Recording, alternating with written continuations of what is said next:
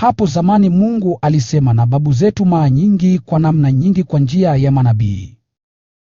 Lakini siku hizi za mwisho amesema nasi kwa njia ya Mwanaye. Yeye ndiye ambaye kwa njia ya Mungu aliumba ulimwengu na akamteua avimiliki vitu vyote.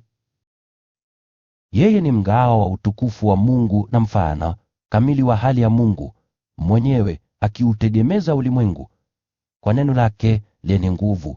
Baada ya kuwapatia binadamu msamaha wa dhambi zao, aliketi huko juu mbinguni upande wa kulia wa Mungu mkuu. Mwana ni mkuu zaidi kuliko malaika, kama vile jina alilopewa na Mungu ni kuu zaidi kuliko jina lao. Maana Mungu hakumwambia kamwe hata mmoja wa malaika wake, wewe ni mwanangu, mimi leo nimekuwa baba yako, wala hakusema juu ya malaika yeyote, mimi nitakuwa baba yake, naye atakuwa mwanangu. Lakini Mungu alipokuwa amtuma Mwanawe mzaliwa wa kwanza ulimwenguni, alisema, malaika wote wa Mungu wanapaswa kumwabudu. Lakini kuhusu malaika Mungu alisema, Mungu awafanya malaika wake kuwa pepo na watumishi wake kuwa ndimi za moto. Lakini kumhusu Mwana Mungu alisema, utawala wako, Ee Mungu, wadumu milele na milele. Wewe wawatawala watu wako kwa haki. Wewe wapenda uadilifu na kuchukia uovu, ndiyo maana Mungu, Mungu wako, amekuweka wakfu na kukumiminia furaha kubwa zaidi kuliko wenzako. Pia alisema Bwana, wewe uliumba dunia, hapo mwanzo mbingu ni kazi ya mikono yako. Hizo zitaangamika, lakini wewe wabaki daima, zote zitachakaa kama vazi. Utazikunjakunja kama koti, nazo zitabadilishwa kama vazi, lakini wewe ni yule yule daima, na maisha yako hayatakoma. Mungu hakumwambia amwe hata mmoja wa malaika wake, leti upande wangu wa kulia mpaka niwaweke adui zako chini ya miguu yako. Chapteri.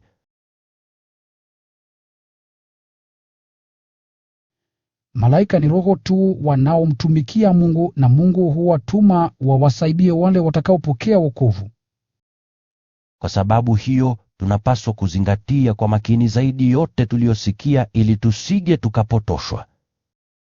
Mjumbe ule waliopewa wazee wetu na malaika ulionyeshwa kuwa kweli. Hata mtu yeyote ambaye hakuufuata au hakuutii aliadhibiwa kama alivyostahili.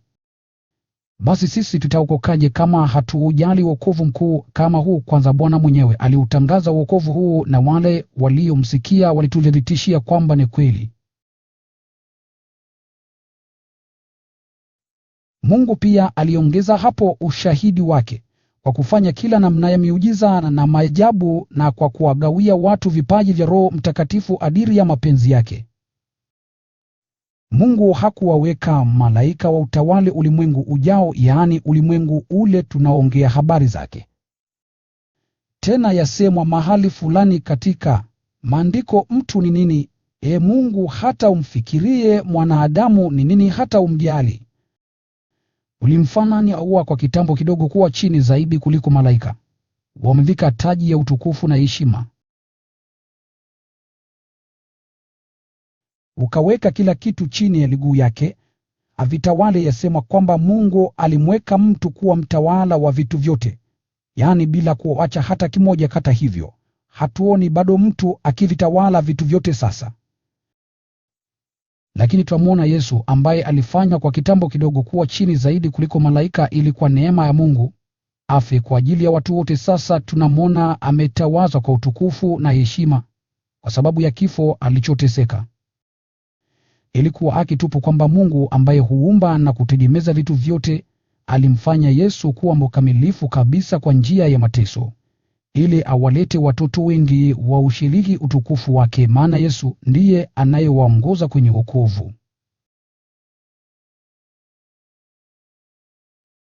Yeye anawatakasa watu dhambi zao, na pamoja na wale waliotakaswa wote wanaye Baba mmoja. Ndiyo maana Yesu haoni aibu kuwaita hao ndugu zake. Kama asemavyo, Ee Mungu, nitawatangazia ndugu zangu.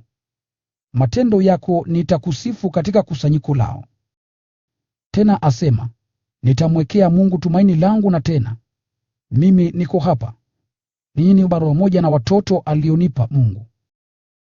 Basi kwa vile watoto hao kama awatavyo ni watu wenye mwili na damu, Yesu mwenyewe akawa kama wao na kushiriki ubinadamu wao, alifanya hivyo ili kwa njia ya kifo chake amwangamize Ibilisi, ambaye ana mamlaka juu ya kifo,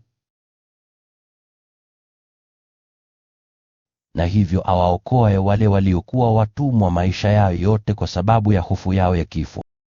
Maana ni wazi kwamba yeye hakuja kwa ajili ya kuwasaidia malaika, bali kama yasemavyo Maandiko, anawasaidia wazawa wa Abrahamu.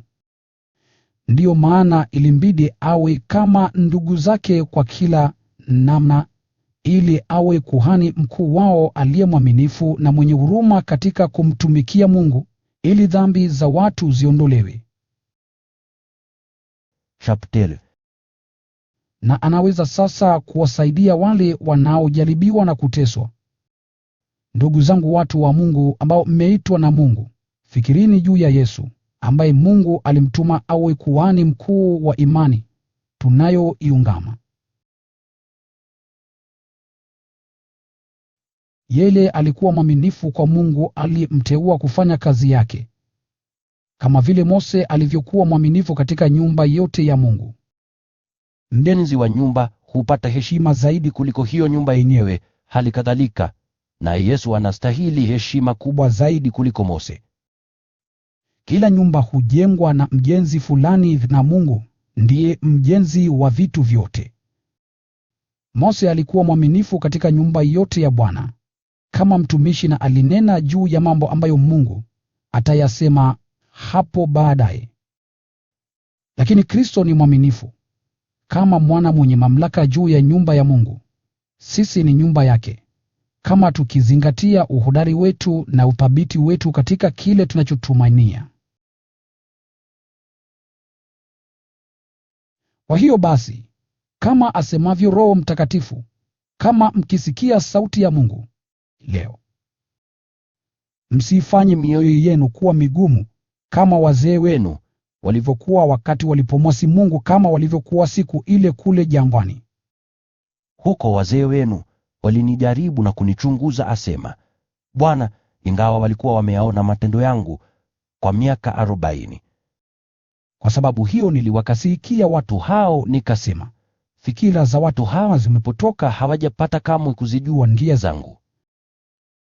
Basi nilikasirika, nikaapa hawataingia huko ambako ningewapa pumziko.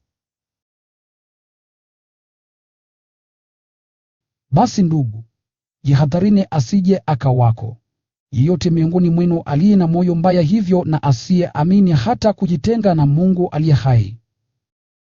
Maadamu hiyo leo inayosema katika Maandiko bado inatuhusu sisi, mnapaswa kusaidiana daima, ili mtu yeyote miongoni mwenu asidanganye na dhambi na kuwa mkaidi.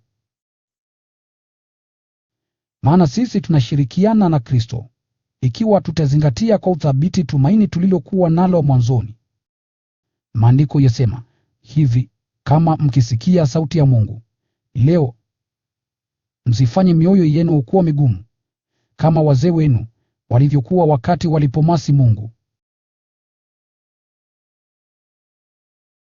Ni akina nani basi waliosikia sauti ya Mungu wakamwasi? Ni wale wote walioongozwa na Mose kutoka Misri.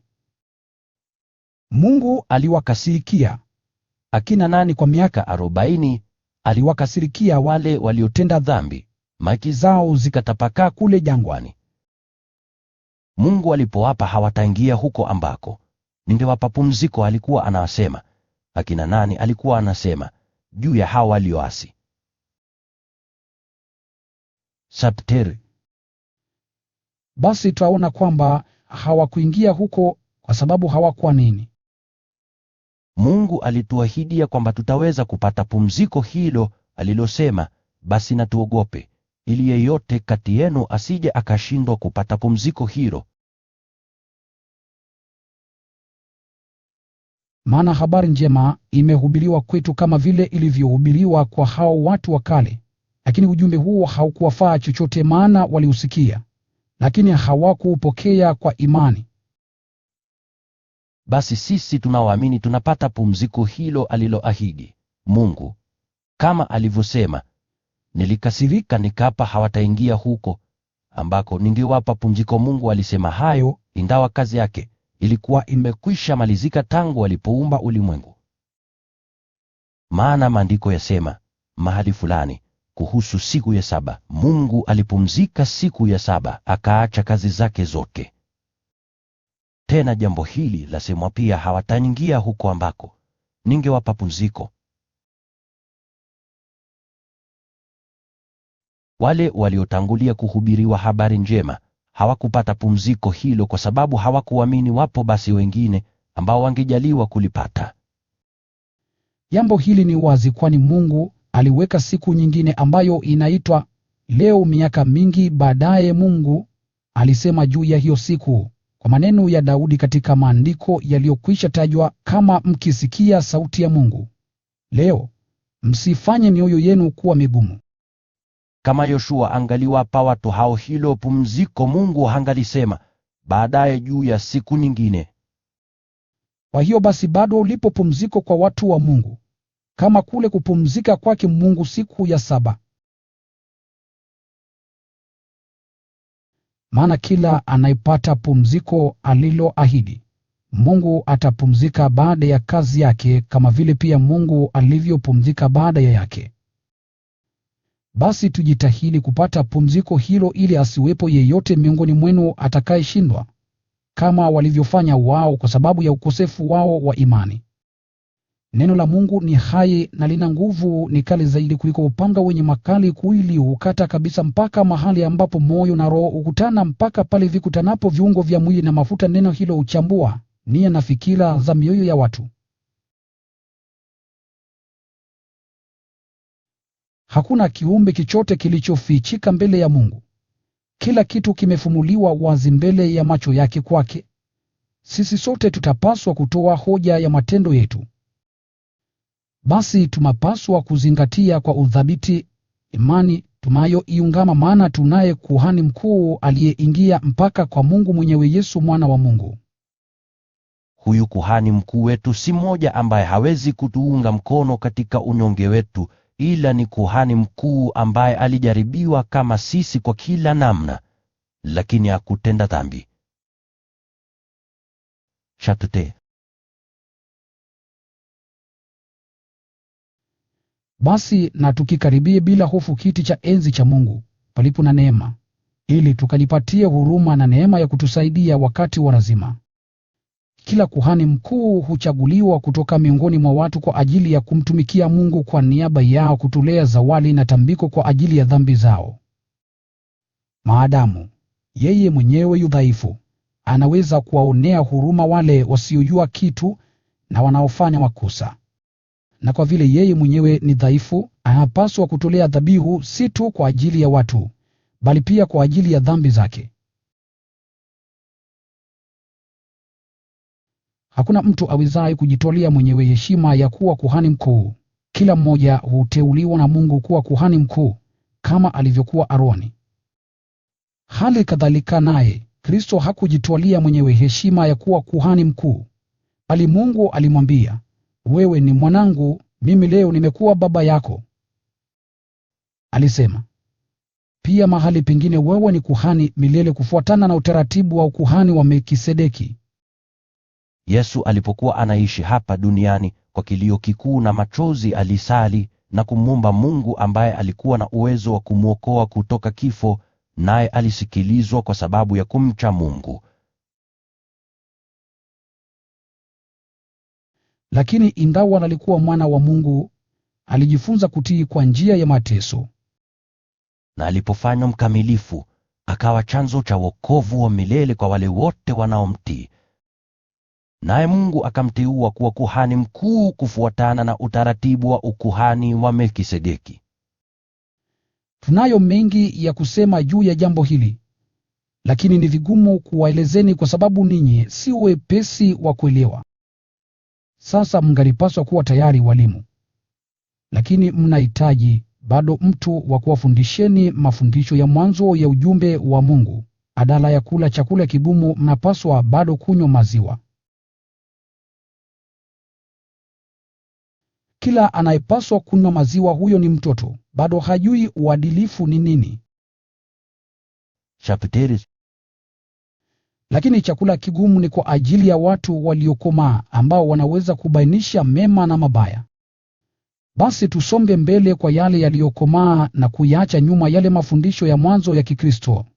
Hatuhitaji kuweka msingi tena kwa kurudia yale mafundisho ya mwanzo, kama vile kuachana na matendo ya kifo kumwamini Mungu, mafundisho juu ya ubatizo na kuwekewa mikono, ufufuo wa wafu na hukumu ya milele. Tusonge mbele, hayo tutayafanya Mungu akitujalia. Maana watu wanaoiasi imani yao, inawezekanaje kuwarudisha watubu tena? Watu hao walikwisha kuwa katika mwanga wa Mungu, walikwisha onja zawadi ya mbinguni na kushirikishwa Roho Mtakatifu. Walikwisha onja wema wa neno la Mungu na nguvu za ulimwengu ujao. Kisha wakaiasi imani yao. Haiwezekani kuwarudisha watubu tena, kwa sababu wanamsulubisha tena Mwana wa Mungu na kumwaibisha hadharani.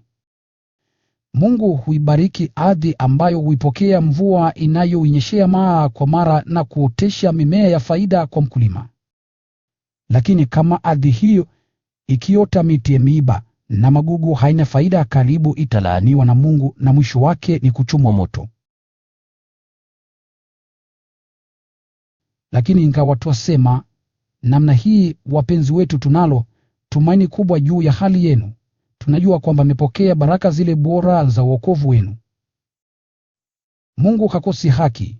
Yeye hataisahau kazi mlioifanya au upendo mlioonyesha kwa ajili ya jina lake katika huduma mliowapa na mnayowapa sasa watu wake. Hamu yetu ni kwamba kila mmoja wenu aonyeshe bidii hiyo hiyo mpaka mwisho, ili yale mnayotumainia yapate kutimia. Msiwe wavivu, bali muwe kama wale wanaoamini na wenye uvumilivu, na hivyo wanapokea yake aliyoahidi Mungu. Mungu alipompa Abrahamu ahadi, aliapa kwa jina lake mwenyewe, maana hakuna aliye mkuu kuliko Mungu ambaye kwa huyo angeweza kuapa. Mungu alisema, hakika nitakubariki na nitakupa wazao wengi. Abrahamu alisubiri kwa uvumilivu, na hivyo alipokea kile alichoahidiwa na Mungu. Watu wanapoapa huapa kwa mmoja aliye mkuu zaidi kuliko wao, na kiapo hicho husuluhisha ubishi wote. Na Mungu aliimarisha ahadi yake kwa kiapo, na kwa namna hiyo akawaonyesha wazi wale aliowaahidia kwamba hatabadili nia yake. Basi kuna vitu hivi viwili, ahadi na kiapo, ambavyo haviwezi kubadilika, na wala juu ya hivyo Mungu hawezi kusema uongo. Kwa hiyo sisi tuliokimbilia usalama kwake, tunapewa moyo wa kushikilia imara tumaini lililowekwa mbele yetu. Tunalo tumaini hilo kama nanga ya maisha yetu. Tumaini hilo ni imara na thabiti, nalo lapenya lile pazia la hekalu la mbinguni mpaka patakatifu ndani. Chapteri. Yesu ametangulia kuingia humo kwa niaba yetu, na amekuwa kuhani mkuu milele kufuatana na utaratibu wa ukuhani wa Melkisedeki. Melkisedeki alikuwa mfalme wa Salemu na kuhani wa Mungu mkuu. Abrahamu alipokuwa anarudi kutoka vitani ambako aliwaua wafalme, Melkisedeki alikutana naye akambariki. Naye Abrahamu akampa sehemu ya 10 ya vitu vyote alivyokuwa navyo, maana ya kwanza ya jina hili Melkisedeki, mfalme wa uadilifu, na kwa vile yeye alikuwa mfalme wa Salemu, jina lake pia lina maana ya mfalme wa amani. Baba yake na mama yake hawatajwi, wala ukoo wake hautajwi. Haisemwi alizaliwa lini au alikufa lini. Anafanana na mwana wa Mungu na anaendelea kuwa kuhani daima. Basi maona jinsi mtu huyu alivyokuwa maarufu Baba Abrahamu alimpa sehemu moja ya 10 ya vitu vyote alivyoteka vitani. Tunajua vile vile kwamba kufuatana na sheria wana wa Lawi ambao ni makuhani wanayo haki ya kuchukua sehemu ya 10 kutoka kwa watu, yaani ndugu zao, ingawaje nao ni watoto wa Abrahamu. Lakini huyo Melkisedeki hakuwa wa ukoo wa Lawi. Hata hivyo alipokea sehemu ya 10 kutoka kwa Abrahamu, tena akambariki yeye ambaye alikuwa amepewa ahadi ya Mungu. Hakuna mashaka hata kidogo kwamba anayebariki ni mkuu zaidi kuliko yule anayebarikiwa. Tena hao makuhani wanaopokea sehemu ya 10 ni watu ambao hufa. Lakini hapa anayepokea sehemu ya 10, yaani Melkisedeki, anasemekana kwamba hafi. Twaweza basi kusema kwamba Abrahamu alipotoa sehemu moja ya 10 Lawi, ambaye watoto wake hupokea sehemu moja ya 10, alitoa sehemu moja ya 10 pia. Maana Lawi hakuwa amezaliwa bado, bali ni kama alikuwa katika mwili wa baba yake Abrahamu wakati Melkisedeki alipokutana naye. Kutokana na ukuhani wa Walawi, watu wa Israeli walipewa sheria. Sasa kama huduma ya Walawi ingalikuwa kamilifu, hapa ingekuwa tena na haja ya kutokea ukuhani mwingine tofauti, ukuhani ambao umefuata utaratibu wa ukuhani wa Melkisedeki na si ule wa Aroni. Maana ukuhani ukibadilika, ni lazima sheria nayo ibadilike. Naye Bwana wetu, ambaye mambo hayo yote yanasemwa juu yake, alikuwa wa kabila lingine, na wala hakuna hata mmoja wa kabila lake aliyepata kutumikia madhabahuni akiwa kuhani. Inafahamika wazi kwamba yeye alizaliwa katika kabila la Yuda, ambalo Mose hakulitaja alipokuwa anasema juu ya makuhani. Tena jambo hili ni dhahiri zaidi, kuhani mwingine anayefanana na Melkisedeki amekwisha tokea. Yeye hakufanywa kuwa kuhani kwa sheria na maagizo ya kibinadamu, bali kwa nguvu ya uhai ambao hauna mwisho. Maana maandiko yasema, wewe ni kuhani milele kufuatana na utaratibu wa ukuhani wa Melkisedeki. Basi ile amri ya zamani ilifutwa kwa sababu ilikuwa hafifu na isiyofaa kitu. Maana sheria ya Mose haikuweza kukamilisha jambo lolote. Lakini sasa mahali pake pamewekwa tumaini lililo bora zaidi, ambalo kwalo tunaweza kumkaribia Mungu. Zaidi ya hayo, hapa pana kiapo cha Mungu. Wakati wale wengine walipofanywa makuhani, hapakuwako kiapo. Lakini Yesu alikuwa kuhani kwa kiapo wakati Mungu alipomwambia, Bwana ameapa wala hataigeuza nia yake, wewe ni kuhani milele. Basi kutokana na tofauti hii, Yesu amekuwa mdhamini wa agano lililo bora zaidi. Una tofauti nyingine pia, hao makuhani wengine walikuwa wengi, kwa sababu walikufa na hawakuweza kuendelea na kazi yao. Lakini Yesu si kama wao, yeye anaishi milele, ukuhani wake hauondoki kwake. Hivyo yeye anaweza daima kuwaokoa kabisa wote wanaomwendea Mungu kwa njia yake, maana yeye anaishi milele kuwaombea kwa Mungu. Basi Yesu ndiye kuhani mkuu ambaye anatufaa sana katika mahitaji yetu. Yeye ni mtakatifu, hana hatia wala dhambi ndani yake, hayumo katika kundi la wenye dhambi, na ameinuliwa mpaka juu mbinguni. Yeye si kama wale makuhani wakuu wengine, hana haja ya kutoa dhabihu kila siku, kwanza kwa ajili ya dhambi zake mwenyewe, kisha kwa ajili ya dhambi za watu. Yeye alifanya hivyo mara moja tu wakati alipojitoa yeye mwenyewe, na hiyo yatosha kwa nyakati zote. Chaptero. Sheria ya Mose huwateua watu waliokuwa dhaifu kuwa na kuhani wakuu. Lakini ahadi ya Mungu aliyoifanya kwa kiapo na ambayo imefika baada ya sheria, imemteua Mwana ambaye amefanywa mkamilifu milele. Basi jambo muhimu katika hayo tunayosema ni hili: sisi tunaye kuhani mkuu wa namna hiyo, ambaye anaketi upande wa kulia wa kiti cha enzi cha Mwenyezi Mungu mbinguni. Yeye hutoa huduma ya kuhani mkuu katika mahali patakatifu sana, yaani ndani ya ile hema ya kweli iliyojengwa na Bwana, sio na binadamu. Kila kuhani mkuu ameteuliwa kumtolea Mungu vipawa na dhabihu, na hivyo kuhani mkuu wetu lazima pia awe na kitu cha kutolea.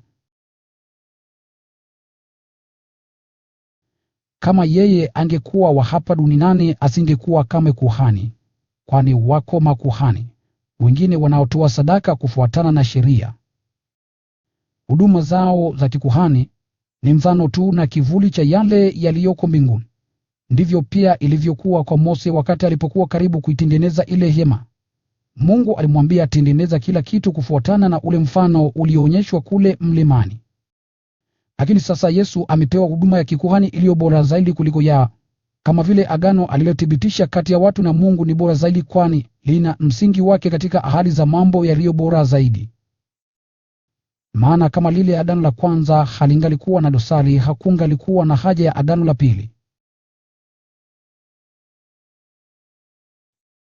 Lakini Mungu aliwalaumu watu wake aliposema, "Siku zinakuja, asema Bwana, ambapo nitafanya agano jipya na watu wa Israeli na kabila la Yuda.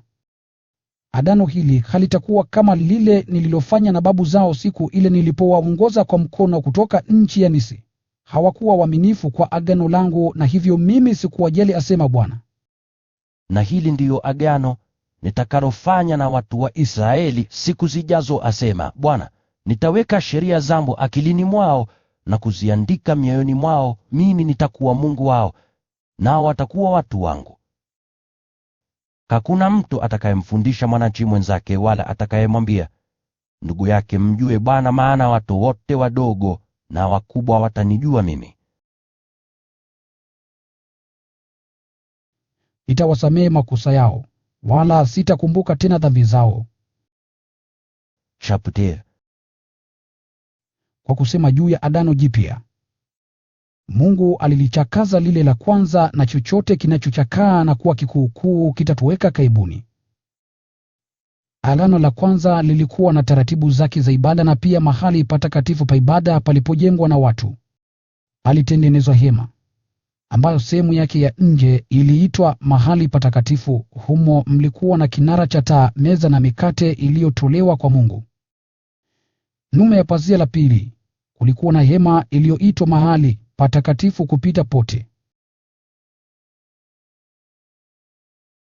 Humo mlikuwa na madhabahu ya dhahabu kwa ajili ya kufukizia ubani, na sanduku la agano ambalo lilikuwa limepakwa dhahabu pande zote, na ndani yake mlikuwa na chungu cha dhahabu kilichokuwa na mana, fimbo ya Aroni iliyokuwa imechanua majani, na vile vibao viwili vilivyoandikwa agano.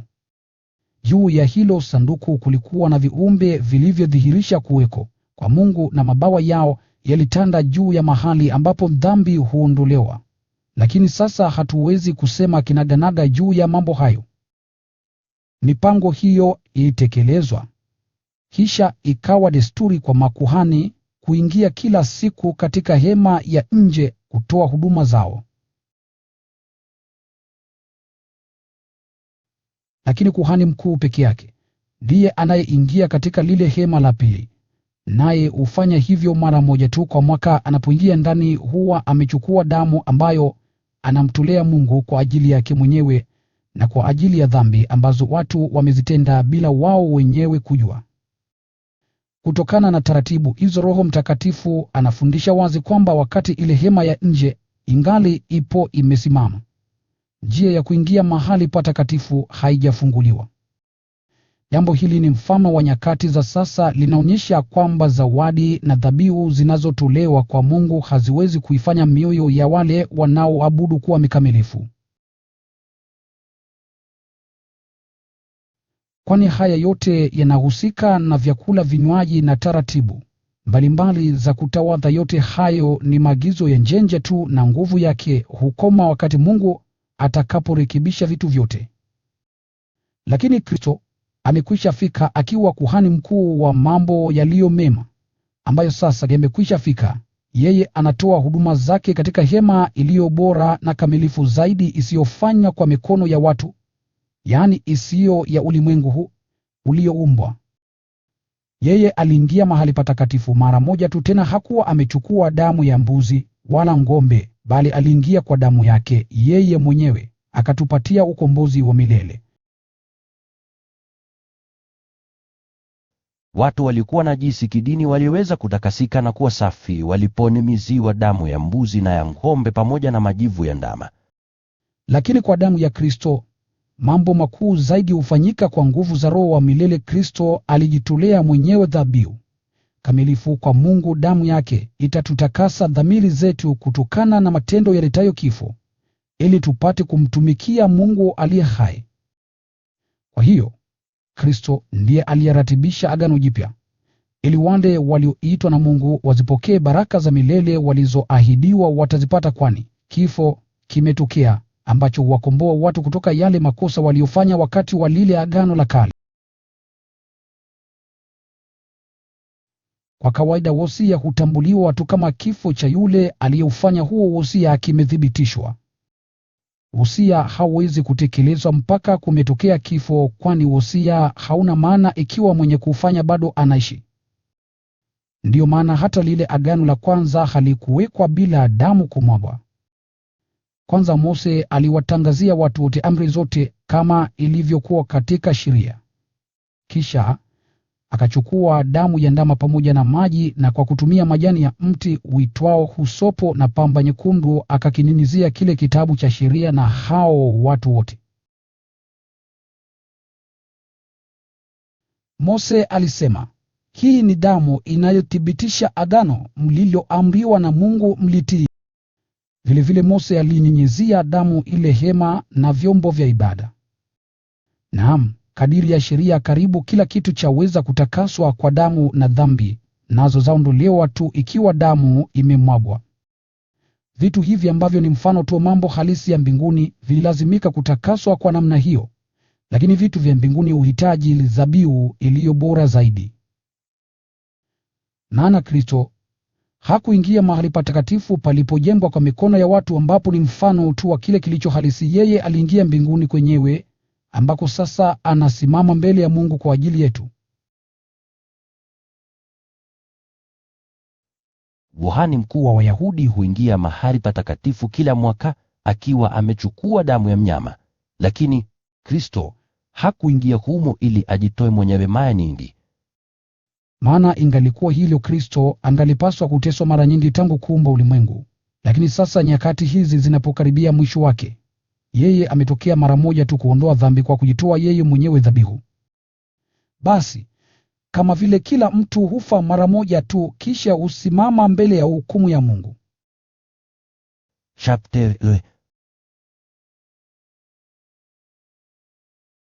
Vivyo hivyo Kristo naye alijitoa dhabihu mara moja tu kwa ajili ya kuziondoa dhambi za wengi atakapotokea mara ya pili, si kwa ajili ya kupambana na dhambi, bali ni kwa ajili ya kuwaokoa wale wanaomngojea. Sheria ya Wayahudi si picha kamili ya mambo yale halisi, ni kivuli tu cha mema yanayokuja. Dhabihu zile zile hutolewa daima mwaka baada ya mwaka. Sheria yawezaje basi kwa njia ya dhabihu hizo kuwafanya wale wanaoabudu wawe wakamilifu? Kama hao watu wanaomwabudu Mungu wangekuwa wametakaswa dhambi zao kweli, hawangejisikia tena kuwa na dhambi, na dhabihu hizo zote zingekoma. Lakini dhabihu hizo hufanyika kila mwaka kuwakumbusha watu dhambi zao. Maana damu ya fahali na mbuzi haiwezi kamwe kuondoa dhambi. Ndiyo maana Kristo alipokuwa anakuja ulimwenguni alimwambia Mungu, "Hukutaka dhabihu wala sadaka, lakini umenitayarishia mwili. Sadaka za kuteketezwa au za kuondoa dhambi hazikupendezi." Hapo nikasema, "Niko hapa, Ee Mungu, tayari kufanya mapenzi yako, kama ilivyoandikwa juu yangu katika kitabu cha sheria." Kwanza alisema, "Hutaki wala hupendevi na dhabihu na sadaka za kuteketezwa na za kuondoa dhambi." Alisema hivyo ingawa sadaka hizi zote hutolewa kufuatana na sheria. Kisha akasema, Niko hapa, Ee Mungu, tayari kufanya mapenzi yako. Hivyo Mungu alibatilisha dhabihu za zamani na mahali pake akaweka dhabihu nyingine moja. Kwa kuwa Yesu Kristo alitimiza mapenzi ya Mungu, sisi tunatakaswa dhambi zetu kwa ile dhabihu ya mwili wake aliyotoa mara moja tu ikatosha. Kila kuhani Myahudi humhudumia Mungu kila siku akitoa dhabihu zile zile, mara nyingi dhabihu ambazo haziwezi kuondoa dhambi. Lakini Kristo alitoa dhabihu moja tu kwa ajili ya dhambi, dhabihu ifaayo milele.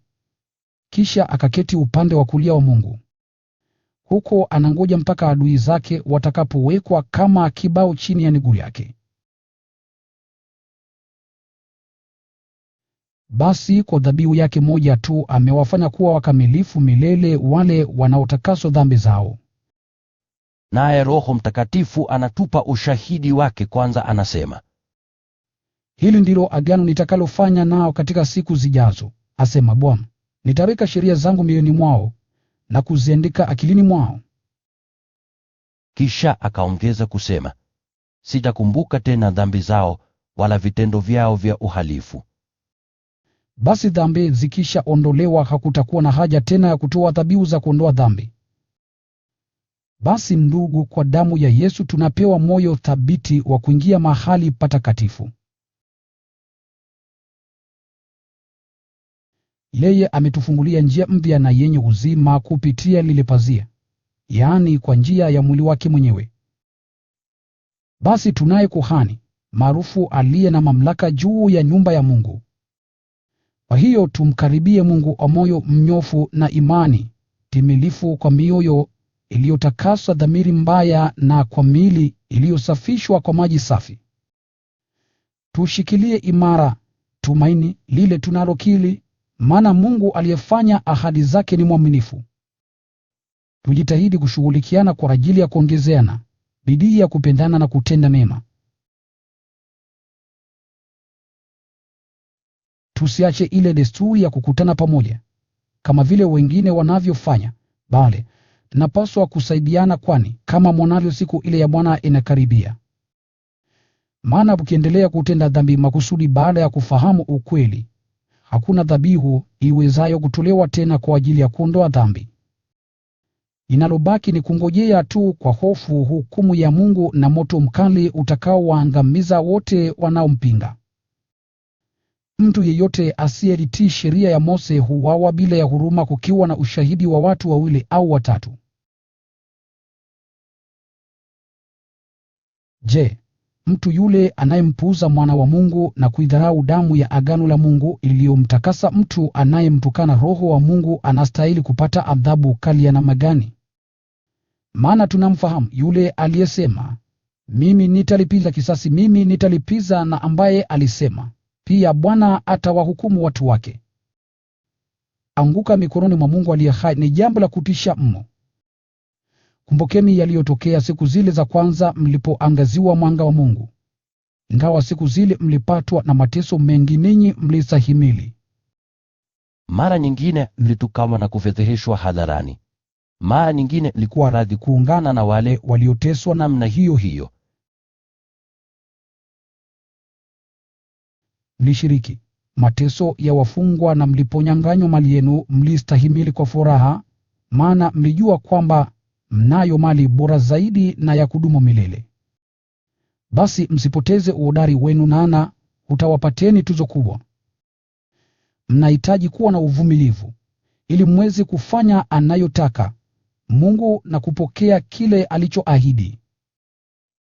Maana kama yasemavyo Maandiko, bado kidogo tu na yule anayekuja atakuja, wala hatakawia. Lakini mtu wangu aliye mwadilifu ataamini na kuishi, lakini akirudi nyuma mimi sitapendezwa naye.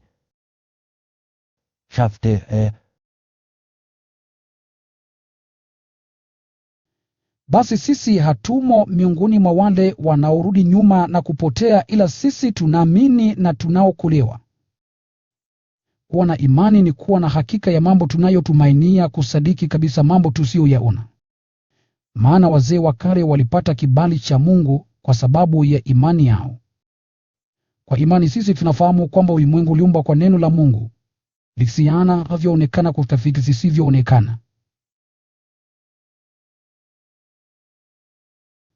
Kwa imani Abeli alimtolea Mungu dhabihu iliyokuwa bora zaidi kuliko ile ya Kaini. Kwa imani yake alikubaliwa na Mungu kuwa mwadilifu. Mungu mwenyewe alizikubali sadaka zake kwa imani yake, ingawa alikufa bado ananena. Kwa imani Enoki alichukuliwa na Mungu asipate kufa. Hakuonekana tena, kwa sababu Mungu alikuwa amemchukua. Maandiko yasema kwamba kabla ya kuchukuliwa kwake yeye alikuwa amempendeza Mungu.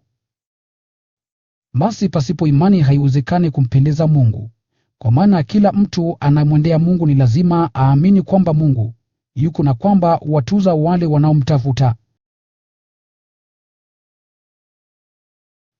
Kwa imani Noa alionywa na Mungu juu ya mambo ya baadaye ambayo hakuweza kuyaona bado. Alimtii Mungu, akajenga ile safina ambamo aliokolewa yeye pamoja na jamaa yake. Kutokana na hayo, ulimwengu ulihukumiwa, naye Noa akapokea uadilifu na kutokana na imani.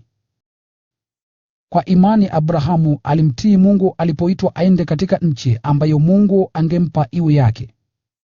Ingawa hakujua alikokuwa anakwenda, Abrahamu alihama. Kwa imani aliishi kama mgeni katika nchi aliyoahidiwa na Mungu. Aliishi huko katika hema, kama walivyoishi Isaka na Yakobo, ambao pia walishiriki ahadi ile ile.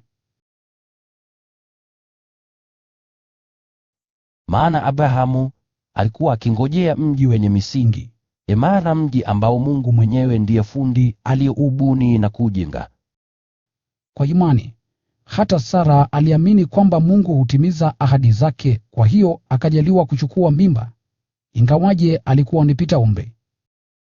Kwa hiyo kutoka katika mtu huyo mmoja Abrahamu, ambaye alikuwa kama amekufa, walitokea watu wengi wasiohesabika, kama vile nyota za mbinguni na mchanga wa pwani. Watu hawa wote walikufa wakiwa na imani. Walikufa kabla ya kupokea mambo ambayo Mungu alikuwa ameahidi, lakini kwa mbali waliyaona, wakashangilia na kukiri wazi kwamba wao walikuwa wageni na wakimbizi duniani. Watu wanaosema mambo kama hayo huonyesha wazi kwamba wanaitafuta nchi yao wenyewe. Kama wangalikuwa wanaifikiria nchi walikotoka zamani, wangalipata nafasi ya kurudi huko.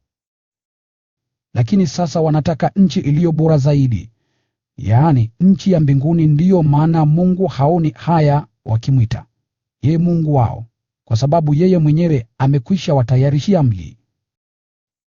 Kwa imani Abrahamu alimtoa mwanaye Isaka sadaka. Wakati Mungu alipomjaribu, huyo Abrahamu ndiye alikuwa amepokea ahadi ya Mungu, lakini hata hivyo alikubali kumtoa dhabihu mwanawe wa pekee,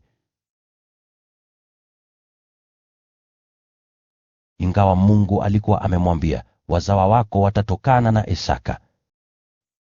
Abrahamu aliamini kwamba Mungu anaweza kuwafufua wafu, na kwa namna fulani kweli Abrahamu alimpata tena mwanaye kutoka wafu. Kwa imani Isaka aliwabariki Yakobo na Esau wapate baraka zitakazokuja baadaye. Kwa imani Yakobo alipokuwa karibu kufa, aliwabariki kila mmoja wa wana wa Yosefu, akamwabudu Mungu akiegemea ile fimbo yake. Kwa imani Yosefu alipokuwa karibu kufa, alinena juu ya kutoka kwa Waisraeli katika nchi ya Misri, na pia akawaachia maagizo kuhusu mifupa yake.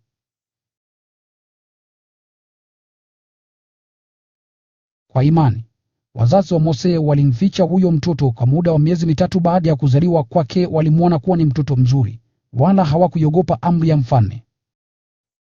Kwa imani Mose alipokuwa mtu mzima, alikataa kuitwa mwana wa binti Farao. Aliona ni afadhali kuteseka pamoja na watu wa Mungu kuliko kufurahia raha ya dhambi kwa kitambo kidogo.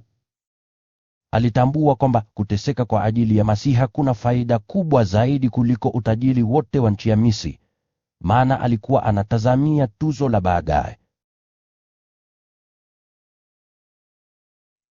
Kwa imani Mose alihama kutoka nchi ya Misri bila kuogopa hasira ya mfalme, na wala hakurudi nyuma, kwani alikuwa kama mtu aliyemwona yule Mungu asiyeonekana. Kwa imani aliadhimisha siku ya Pasaka, akaamuru damu inyunyizwe juu ya milango, ili yule malaika mwangamizi asiwaue wazaliwa wa kwanza wa Israeli. Kwa imani, watu wa Israeli walivuka bahari ya Shamu kana kwamba ilikuwa nchi kavu. Lakini Wamisri walipojaribu kufanya hivyo walikufa maji. Kwa imani kuta za mji wa Yeriko zilianguka, watu wa Israeli walipokwisha zunguka kwa muda wa siku 7. Kwa imani, Rahabu aliyekuwa malaya hakuangamia pamoja na wale waliomwasi Mungu, kwa sababu aliwakaribisha wale wapelelezi. Basi niseme nini zaidi wakati hauniruhusu kueleza juu ya Gideoni, Baraki, Samsoni, Yeftha, Daudi, Samweli na manabii? Kwa imani, hawa wote walipigana vita na wafalme wakashinda. Walitenda mambo adili, wakapokea yale aliyoahidi Mungu. Walifunga vinywa vya simba. Walizima mioto mikali, waliepuka kuuawa kwa upanga. Walikuwa dhaifu, lakini walipata nguvu. Walikuwa hodari katika vita, wakashinda majeshi ya kigeni. Wanawake walioamini walirudishiwa wafu wao wakiwa wamefufuliwa. Baadhi yao walikataa kufunguliwa, wakateswa mpaka kufa, ili wapate kufufuliwa na kuingia katika maisha bora zaidi. Wengine walidhihakiwa na kupigwa mijeledi, na wengine walifungwa minyororo na kutupwa gerezani. Walipigwa mawe, walipasuliwa vipande vipande, waliuawa kwa upanga, walizunguka wakiwa wamevaa ngozi za kondoo na ngozi za mbuzi. Walikuwa watu maskini, walioteswa na kudhulumiwa.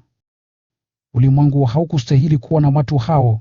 Walitangatanga jangwani na mlimani, wakaishi katika mashimo na mapango ya ardhi. Watu hawa wote walionekana kuwa mashujaa kwa sababu ya imani yao. Hata hivyo hawakupokea yale ambayo Mungu aliwaahidia. Chapteria. Maana Mungu alikuwa ameazimia mpango ulio bora zaidi kwa ajili yetu. Yaani, wao wangeufikia ukamilifu wakiwa pamoja nasi. Sisi tunalo kundi hili kubwa la mashahidi mbele yetu.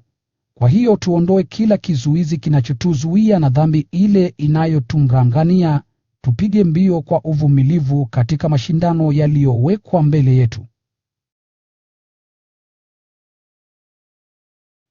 Tumwelekee Yesu, ambaye ndiye aliyeianzisha imani yetu na ambaye ataikamilisha. Kwa ajili ya furaha iliyokuwa inangojea yeye alivumilia kifo msalabani bila kujali juu ya aibu yake, na sasa anaketi upande wa kulia wa kiti cha enzi cha Mungu. Fikirini juu ya mambo yaliyompata Yesu, jinsi alivyostahimili upinzani mkubwa kwa watu wenye dhambi. Basi msife moyo wala msikate tamaa. Maana katika kupambana na dhambi, ninyi hamjapigana mpaka kiasi cha kumwaga damu yenu. Je, mmesahau yale maneno ya kutia moyo ambayo Mungu anawataja ninyi kuwa wanawe? Mwanangu, usidharau adhabu ya Bwana, wala usife moyo anapokukanya.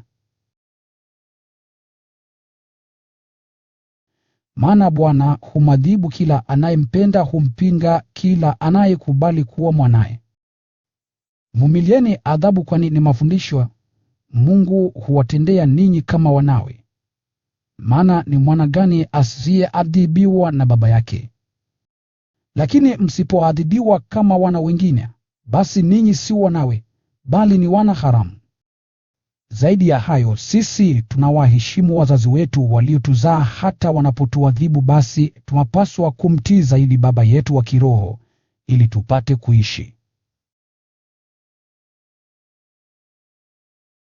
Wazazi wetu hapa duniani walituadhibu kwa muda kama wao wenyewe walivyoona kuwa vyema, lakini Mungu anatuadhibu kwa ajili ya faida yetu wenyewe, tupate kuushiriki utakatifu wake. Kuadhibiwa si jambo la kufurahisha, bali la kuhuzunisha, lakini wale waliofunzwa kuwa na nidhamu mwishowe watavuna tuzo la amani kutoka katika maisha adili. Basi inueni mikono yenu inayolegea na kuimarisha magoti yenu yaliyo dhaifu.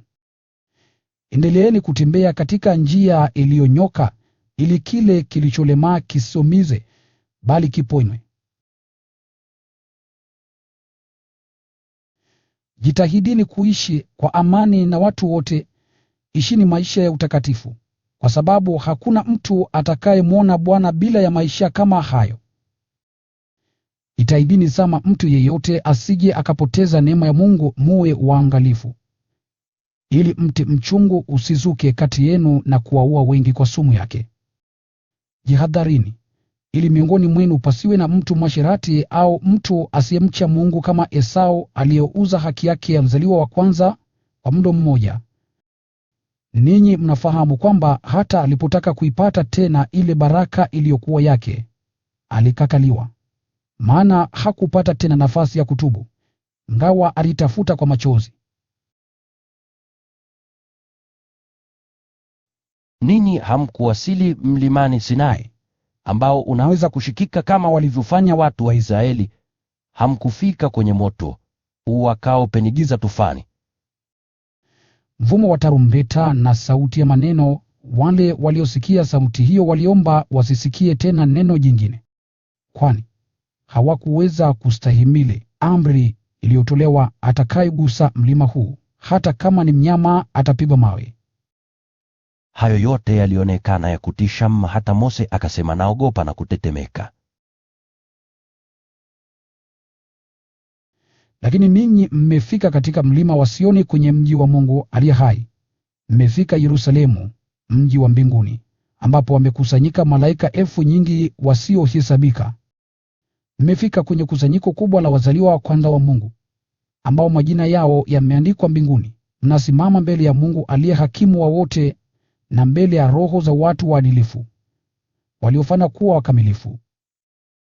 Mmefika kwa Yesu, ambaye ameraribisha agano jipya, ambaye damu yake iliyomwagika inasema mambo mema zaidi kuliko ile ya Abeli.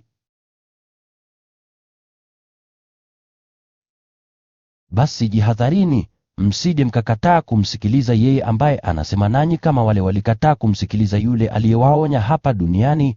Hawakuokoka. Sisi tutawezaje kuokoka kama tukikataa kumsikiliza yule anayetuonya kutoka mbinguni? Wakati ule sauti ilitetemesha nchi, lakini sasa ameahidi, nitatetemesha nchi tena, lakini si nchi tu, bali pia mbingu. Neno hili tena linatuonyesha kwamba vitu vyote vilivyoumbwa vitatetemeshwa na kutoweka, ili vibaki vile visivyotetemeshwa. Sisi basi na tushukuru, kwani tunapokea utawala usiotikisika. Tuwe na shukrani na kumwabudu Mungu kwa namna itakayompendeza, kwa ibada na hofu. Chapter. Maana Mungu wetu kweli ni moto mkali unaoteketeza. Endeleeni kupendana kidugu. Msisahau kuwakaribisha wageni, maana kwa kufanya hivyo watu wengine walipata kuwakaribisha malaika bila kujua. Wakumbukeni wale waliofungwa kana kwamba mmefungwa pamoja nao. Wakumbukeni wale wanaoteseka kana kwamba nanyi mnateseka kama wao. Ndoa inapaswa kuheshimiwa na watu wote, na haki zake zitekelezwe kwa uaminifu. Mungu atawahukumu waasherati na wazinzi. Msiwe watu wa kupenda fedha. Toshekeni na vile vitu mlivyo navyo. Mungu mwenyewe amesema, sitakuacha kamwe wala sitakutupa. Ndiyo maana tunathubutu kusema, Bwana ndiye msaada wangu, sitaogopa. Binadamu atanifanya nini? Wakumbukeni viongozi wenu waliowatangazieni ujumbe wa Mungu. Fikirieni juu ya mwenendo wao, mkaige imani yao. Yesu Kristo ni yule yule jana, leo na milele. Msipeperushwe huku na huku kwa mafundisho tofauti ya kigeni. Neema ya Mungu ndiyo inayoimarisha roho zetu, na wala si masharti juu ya chakula. Masharti hayo hayakumsaidia kamwe mtu yeyote aliyeyafuata. Sisi tunayo madhabahu ambayo wale wanaotumikia bado katika hema la Wayahudi hawana haki ya kula vitu vyake. Kuhani mkuu wa Kiyahudi huleta damu ya wanyama katika mahali patakatifu na kuitoa dhabihu kwa ajili ya dhambi, lakini nyama za hao wanyama huteketezwa nje ya kambi. Ndiyo maana Yesu pia, kusudi apate kuwatakasa watu kwa damu yake mwenyewe, aliteswa na kufa nje ya mji. Basi tumwendee huko nje ya kambi, tukajitwike laana yake. Maana hapa duniani hatuna mji wa kudumu, lakini tunautafuta ule unaokuja. Basi kwa njia ya Yesu tumtolee Mungu dhabihu ya sifa daima, yaani sifa zinazotolewa na midomo inayoliungama jina lake. Msisahau kutenda mema na kusaidiana, maana hizi ndizo dhabihu zinazompendeza Mungu. Watiini viongozi wenu na kushika amri zao. Wao huchunga roho zenu usiku na mchana, na watatoa ripoti ya utumishi wao mbele ya Mungu. Kama mkiwatii, watafanya kazi zao kwa furaha, la sivyo watazifanya kwa huzuni, na hiyo haitakuwa na faida kwenu. Tuombeeni. Na sisi tuna hakika kwamba tunayo dhamiri safi, maana tuwataka kufanya lililo sawa daima. Nawasihi sana mniombee ili Mungu anirudishe kwenu upesi iwezekanavyo. Mungu amemfufua Bwana wetu Yesu Kristo, ambaye ni mchungaji mkuu wa kondoo, kwa sababu ya kumwaga damu yake iliyothibitisha agano la milele. Mungu wa amani awakamilishe katika kila tendo jema, ili mtekeleze mapenzi yake yeye, na afanye ndani yetu kwa njia ya Kristo yale yanayompendeza mwenyewe. Utukufu uwe kwake milele na milele. Amina. Basi ndugu, nawasihi mpokee kwa utulivu ujumbe huu wa kuwatieni moyo. Hii ni barua fupi tu ambayo nimewaandikieni. Napenda kuwajulisheni kwamba ndugu yetu Timotheo amekwisha funguliwa gerezani. Kama akifika hapa mapema, nitakuja naye nitakapokuja kwenu. Wasalimieni viongozi wenu wote, pamoja na watu wa Mungu. Ndugu wa Italia wanawasalimuni. Tunawatakieni nyote neema ya Mungu